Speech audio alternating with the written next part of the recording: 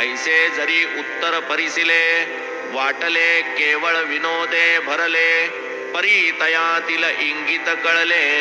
माघारा परतले जै दादा ही बाबांची विसंगतता दादांच्या फारची लागली चित्ता परी पंडिता सवे वार्ता करिता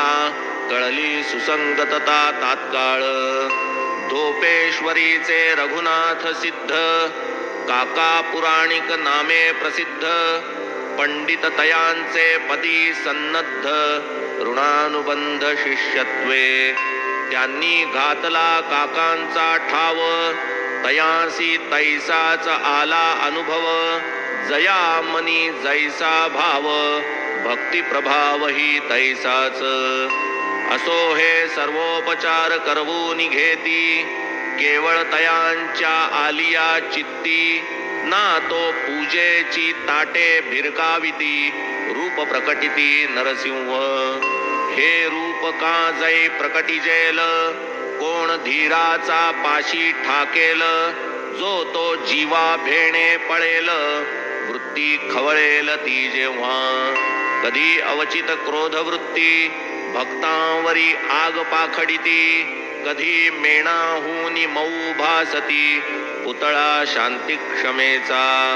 कधी काळाग्निरूप भासती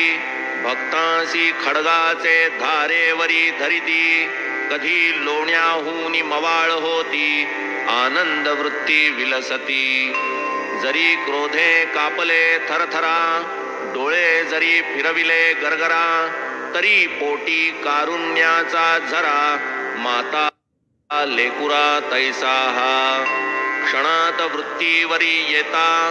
हाका मारुनी बाहती भक्ता म्हणती मी कोणावरीही रागावता ठावेन चित्ता माझिया माय हाणी लेकुरा लाता समुद्र करी नदिया परता तरीच मी होय तुम्हा अवेरिता करीन अहिता तुमचिया मी माझिया भक्तांचा अंकिला आहे पासीच उभा ठाकला प्रेमाचा मी सदा भुकेला हाक हाकेला देतसे हा कथा भाग लिहिता लिहिता ओघाने आठवली समर्पक कथा उदाहरणार्थ कथितो श्रोता सादर चित्ता परिसिजे आला कल्याणवासी एक यवन सिद्दीक फाळके नामाभिधान मक्का मदीना यात्रा करून शिर्डी लागून पातला उतरला तो वृद्ध हाजी उत्तराभिमुख चावडी माझी प्रथम 9 मास इतराजी बाबान राजी तयाते आला नाही तयाचा होरा व्यर्थ जाहल्या येर झारा केल्या तयाने नाना तरा नजरा नजर होईना मशीद मुक्त द्वार अवघ्यासी कोणासही ना पडद पोशी परीन आज्ञा त्या फाळक्यासी चढावयासी मशिदी फाळके अंतरी खिन्न झाले काय तरी हे कर्म वहिले मशिदीस न लागती पाऊले काय म्या केले पापकी कवण्या योगे प्रसन्न होती आता बाबा मजवर पुढती हाच विचार दिवस राती हृद्रोग चित्ती फाळक्यांचे